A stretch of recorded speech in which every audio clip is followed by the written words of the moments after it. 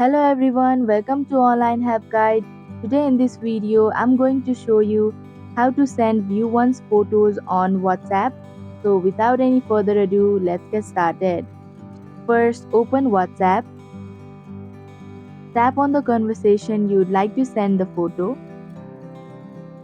Here you can take a photo instantly or select one from gallery. Tap on the paperclip icon. Go to gallery. Now select a photo. Before tapping send, click on the one button on the bottom right corner. This will enable the view once setting and the photo will disappear after the receiver has seen it once. After you've enabled the setting, go ahead and send the image. And that is how you can send view once photos on WhatsApp. Thank you for watching Online Help Guide. Hope this video was helpful. If it was, then hit the like button and comment down if you have any questions or feedback. Also, if you are new to our channel, subscribe and hit the bell icon so that you don't miss our upcoming videos.